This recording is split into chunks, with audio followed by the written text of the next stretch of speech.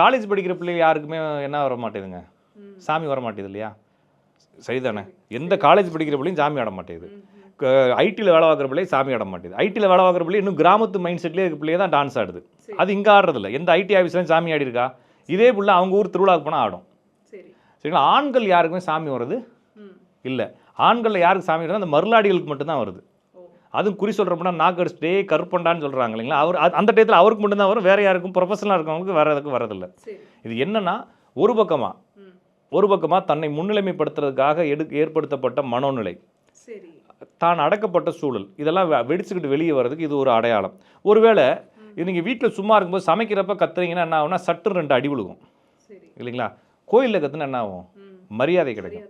அப்போ பெண்கள் தன்னைத்தானே முன்னிலைமைப்படுத்துறதுக்காகவும் அடிமைத்தனத்துலேருந்து வெளியே வர்றதுக்காகவும் சமூகத்தினுடைய குற்றம் அது. அப்போ இவங்க ஆட்டோமேட்டிக்காகவே படித்து சமூகத்துலேருந்து வெளியே வந்து 4 பேர் வேலைக்கு வந்துட்டாங்கன்னா அவங்களுக்கு என்ன ஆயிடுறதில்ல, இந்த குணங்கள் வரதில்ல, அவங்களுக்கு அந்த ஃபீல் வரதில்ல. அப்படி வந்துச்சுன்னா அதை வெளிப்படுத்துறதுக்கு இவங்களுக்கு என்ன தெரியும்? ஏமாற்றி பேசி டாக்டர்கிட்ட போகிறேன் அது இதுன்னு சொல்லி போய் சொல்லி ஏமாற்றி அவங்களுக்கு கன்வே பண்ண தெரியும். கன்வே பண்ண தெரியாமல் ஒரு கிரிட்டிக்கல் சுச்சுவேஷன் இருக்கிறவங்களுக்கு எல்லாருக்கும் வரதும் இல்லை.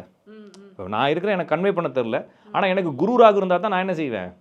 சாமி ஆடுவேன். எனக்கு குருராக இல்லைன்னா நான் சாமி ஆட மாட்டேன். அழுது யார்ட்டாச்சும் சொல்லுவேன்.